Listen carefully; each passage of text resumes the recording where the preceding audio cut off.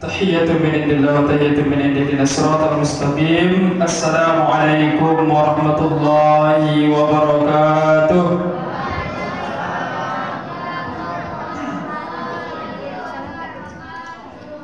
Alhamdulillahi rabbil alamin. Ja'ala as-siyam shahrul mubarak wa ja'ala kulla shay'in i'tibaran lil muttaqin. أشهد أن لا إله إلا الله وحده لا شريك له وأشهد أن محمدا عبده ورسوله الذي لا نبي بعده. فقال الله تعالى في كتابه الكريم اسمعوا بعض قولي أعوذ بالله من الشيطان الرجيم بسم الله الرحمن الرحيم يا أيها الذين آمنوا كتب عليكم الصيام كما كتب على الذين من قبلكم لعلكم تتقون. وقال حديثنا نبينا محمد صلى الله عليه وسلم شهر رمضان شهر كتب الله عليكم صيامه وسلمت لكم قيامه فمن صامه وقامه إيمانا واحتسابا خرج من ذنوبه كيوم ولدته أمه. Alhamdulillah, bersyukur kita kepada Allah Subhanahu wa taala karena pada malam tarawih yang ke-19 kita masih dipilih oleh Allah untuk datang ke Masjid Al-Mustaqim ini menjalankan ibadah salat sunnah tarawih. Mudah-mudahan tidak hanya sampai 19 malam, tapi sampai habis Ramadan ini. Betul Bu? Insya. Karena di mana-mana Bu, kamilah terkhususnya mungkin ustaz-ustaz yang keliling ceramah ini. Minggu pertama itu padat masjid musola, sampai muntah masjid dibayar, sampai sholatnya di teras-teras masjid. Tapi ya, lihat minggu ketiga, minggu terakhir nanti udah banyak yang tersenggol, banyak yang tereliminasi. Apa sebab? Karena memang diampuninya dosa-dosa orang-orang yang beriman di bulan puasa itu ada dua syaratnya. Kan ghufira lahum ma taqaddama min dzanbi, ini yang kita kejar Pak ya. Tapi syaratnya dua. Apa itu? Imanan. Mereka berpuasa itu memang semata-mata karena panggilan iman. Itu insya Allah yang berpuasa pasti mendapat. Tapi yang kedua ini syaratnya cukup berat. Wahtisaban, penuh perhitungan. Oleh ulama mengatakan yang dimaksud ihtisaban atau perhitungan itu adalah mereka yang tidak mau menyia-nyiakan amalan ibadah di bulan Ramadan, termasuk ibadah sholat sunnah tarawih. Makanya minggu ketiga, minggu keempat makin sedikit pengisinya Pak. Minal masjid ilal mall SKA ilal mall Living World. Ya, dari masjid pindah ke mall. Kenapa? Video-video di lebaran. Mudah-mudahan kita belum ya. Insya Allah masih fokus untuk beramal ibadah. Mudah-mudahan kita yang hadir ini dicatat sebagai hamba-hamba yang selalu bersyukur. Karena Allah dalam potongan ayatnya mengatakan wa qalilun ibadiyas syakur. Dari sekian banyak umat Muhammad itu qalilun ibadiyas syakur, hanya sedikit yang bersyukur. Mudah-mudahan kita yang di masjid ini yang sedikit itu termasuk. Amin ya rabbal alamin. Allah yang mengatakan sedikit yang bersyukur. Bersalawat salam kepada Rasulullah sallallahu alaihi wasallam, dengan banyak-banyak kita bertaaruf dengan Rasulullah. Kenapa Ustaz bilang bertaaruf? Karena pada dasarnya mata kita ini tak pernah lihat wajah Nabi secara langsung. Lisan kita ini tak pernah bersapa langsung dengan Rasulullah. Betul Bu? Lalu bagaimana cara kita bertaaruf, berkenalan dengan Rasul? Salah satunya dengan cara banyak-banyak salawat salam. Bu, ini ada sedikit ilmu nih. Sedikit ilmu ini nanti bawa pulang. Sebenarnya jangan dibawa pulang. Ya, ini belum menikah juga nih Bu. Lirik lah, siapa tahu bisa dijadikan calon menantu nanti. Ntar lagi lebaran juga. Ustaznya sibuk kuliah Bu. Selesai S1 ternyata masih pengen S2. Jadi setelah selesai S2, selama S2 itu nggak mau dulu nikah. Alasannya biar fokus, takut nanti bercabang sama pikiran. Alhamdulillah udah selesai lah, mulai sekarang mulai dicari calon pendamping hidup. Apa ilmunya Bu? Dulu waktu mondok, kiai saya pernah menyampaikan seperti ini, dan beliau sudah almarhum. Mudah-mudahan lapang-lapang dalam kubur. Beliau berkata seperti ini, wahai satriku, wahai anakku, ketika engkau bersolawat pada Nabi, maka solawat yang paling bagus itu ada salamnya. Biasanya kita seperti ini sekurang-kurangnya ya. Allahumma sholli ala Sayyidina Muhammad wa ala ali Sayyidina Muhammad. Betul itu Bu, betul. tapi ada yang lebih bagus. Bagaimana caranya? Tambahkan salamnya. Salawat salam. Bagaimana caranya Ustaz? Ibu, bapak sudah hafal, tinggal mengamalkan nanti. Allahumma salli wa sallim. Apa? Allahumma salli wa sallim ala Sayyidina Muhammad wa ala Sayyidina Muhammad. Itu namanya salawat dan salam. Apa fadilahnya? Almarhum guru saya mengatakan salam kita tadi langsung dijawab oleh Nabi dari makamnya, waalaikumsalam ya ummati, waalaikumsalam wahai umatku. Inilah sebagai bentuk perta'arufan kita dengan Rasulullah. Insyaallah nanti di hari kiamat kita termasuk dalam golongan orang-orang yang dipanggil oleh Rasulullah untuk mendapatkan syafaatnya. Amin ya rabbal alamin. Ayahandaku, ibundaku dan calon mertuaku. Iya, ini nampaknya enak di sini di masjid ini nih. Adem. Saya curiga jangan-jangan memang saya menantu ke sini nanti. Judul tausiah kita deh, silakan dicatat. Berjudul Lidah Sumber Bencana. Lidah Sumber Bencana. Ayahanda ibundaku yang dirahmati oleh Allah Subhanahu wa taala. Lidah ini adalah salah satu dari sekian banyak instrumen yang Allah titipkan kepada kita, amat nikmat yang luar biasa. Bahkan pertanggungjawabannya pun luar biasa. Kenapa? Karena dengan sebab lidah orang bisa terhormat, betul Bu? Dengan sebab lidah orang bisa terhina, betul? Betul. Dengan sebab lidah insya Allah dapat pahala. Dengan sebab lidah dapat dosa. Dengan lidah banyak yang tersakiti, dengan lidah banyak yang senang. Makanya kalau judul santapan rohani dari MDI ini berjudul Dosa Sumber Maksiat, maka di kitab Minhajul Abidin karangan Imam Al-Ghazali, kitab tasawuf, dikatakan kenapa lidah ini menjadi sumber bencana? Karena lisan ini sumber maksiat, Pak. Sumber maksiat. Kenapa dikatakan sumber maksiat? Bayangkan apa? Lidah yang sekecil ini, yang comel ini ya, yang tidak bertulang ini, tapi bisa membahayakan kita di hadapan Allah. Berbohong dari mana, Bu? Mulut. Menipu orang lain dari mana? Mulut. Menghina orang dari mana? Perundungan, membuli dari mana? Dari tangan. Iya. Mungkin dari lidah turun ke tangan mungkin. Terus lidah juga membongkar aib sesama saudara, ini yang paling bahaya. Karena lisan ini jatuh fitnah. Karena lisan ini banyak orang yang berkelahi, bermusuhan, tidak saling tegur-sapa. Bahkan dengan lisan ini orang bisa berbunuh-bunuhan. Na'udzubillahi min zalik. Makanya lidah ini menjadi sumber bencana. Bahkan dalam kitab Minhajul Abidin dikatakan sumber maksiat. Kenapa kita mesti harus menjaga lisan, Bu? Yang pertama, biar nggak jadi bencana buat kita, Bu ya. Kenapa kita harus menjaga lisan? Yang pertama, karena Allah Subhanahu wa taala mengatakan dalam surah Al-Balad. Apa surahnya? Ayatnya. Wa lisanan wa syafatain wa hadainahun najdain. Pernah dengar ayat itu, Bu? Pernah. Wa lisanan wa syafatain, dan lidah dan dua bibir, berarti mulut. Wa hadainahun najdain, dan dari lidah ini atau mulut ini keluar dua petunjuk jalan. Wa hadainahun najdain. Apa itu jalannya, Bu? Bisa jalan kesesatan dan bisa jalan kebenaran.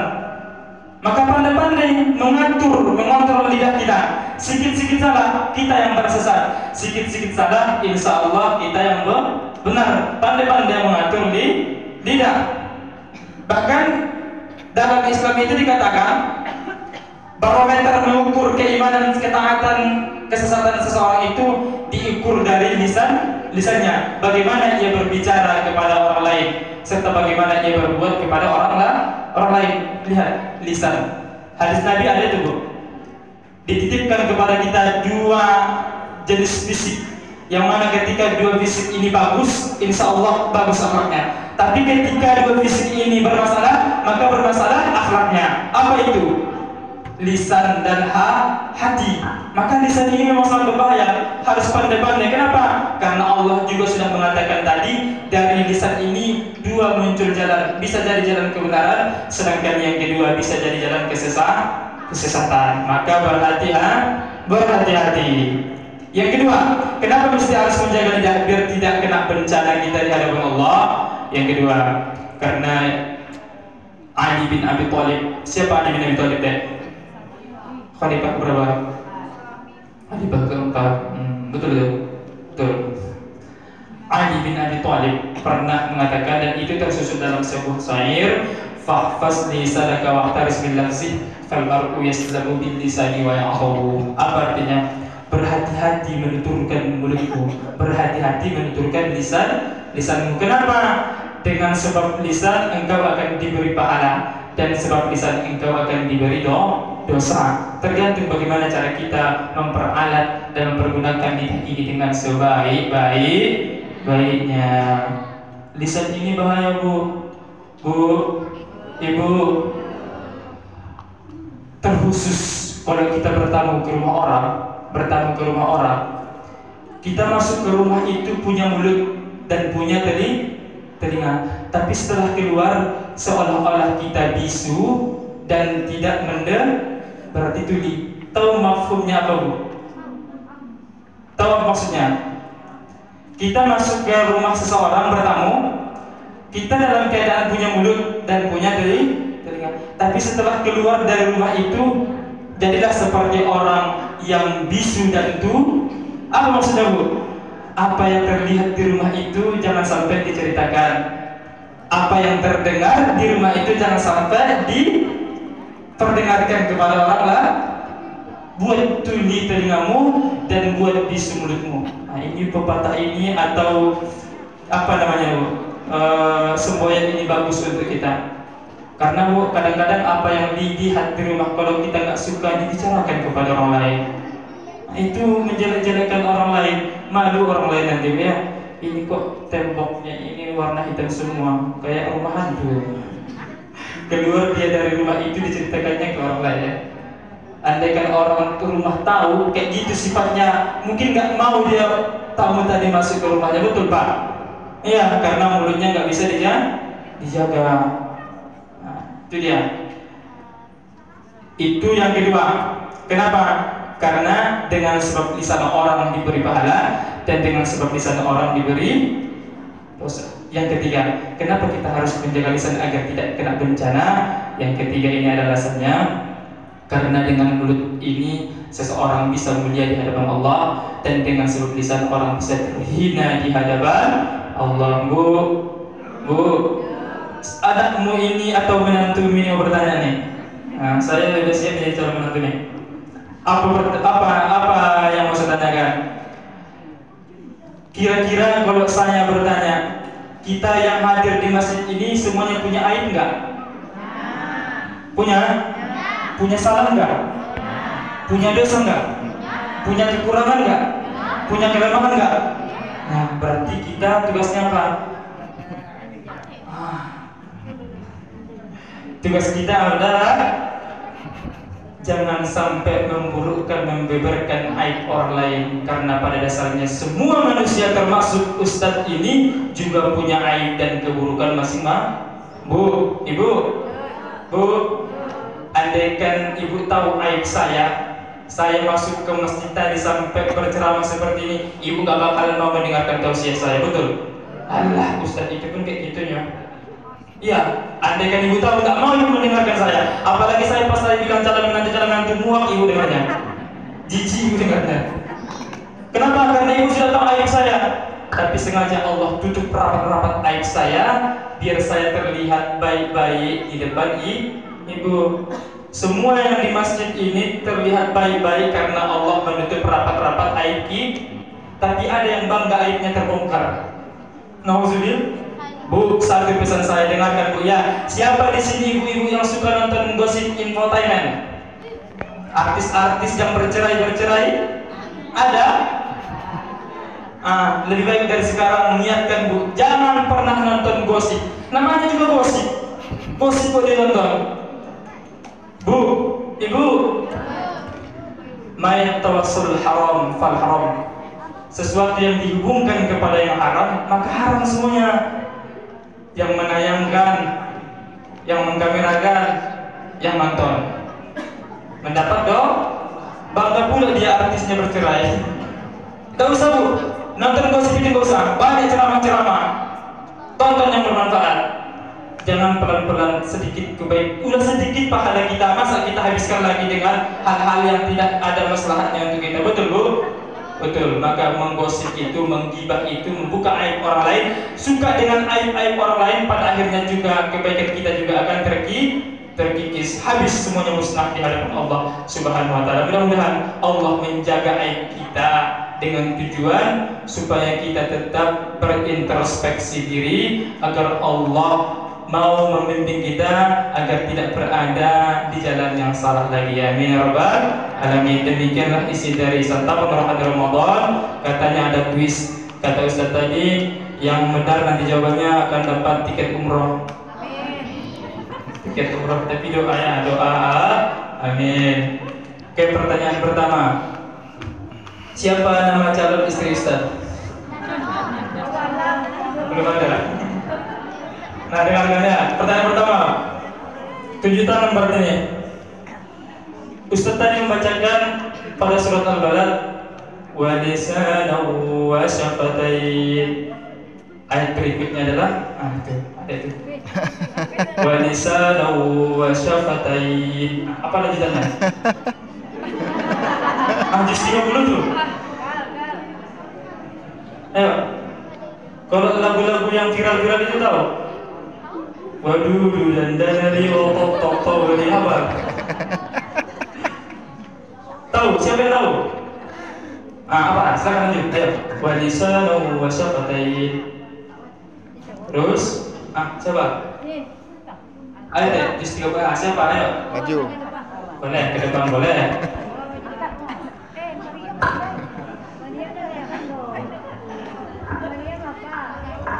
Siapa namanya? Siapa namanya? Siapa? Wahadainahun najdain. Ini hadiahnya besok umroh nih. Nah, pertanyaan kedua, yang laki-laki berarti, kalau satu laki-laki, satu perempuan. Tutup bukunya, tutup bukunya, tutup. Yang laki-laki. Pertanyaan kedua, siapa nama Ustaz tadi?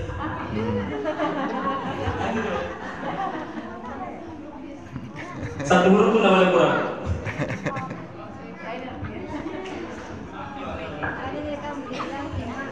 Maksudnya Syafri Lubim S.O.S. Ya Masya Allah, betul. Syafri Lubis, Masya Allah. Berarti anak-anak ini kuat ingatannya Pak. Hadiahnya sama Ustaz ya. Mudah-mudahan bermanfaat untuk kita semua dan semoga kita menjadi pribadi yang baik. Satu pesannya, mari kita jaga lisan kita, karena kata Nabi, lisan ini menjadi salah satu barometer menilai seseorang di hadapan Allah, betul nggak imannya atau batalkah imannya di hadapan Allah Subhanahu wa taala. Assalamualaikum warahmatullahi wabarakatuh.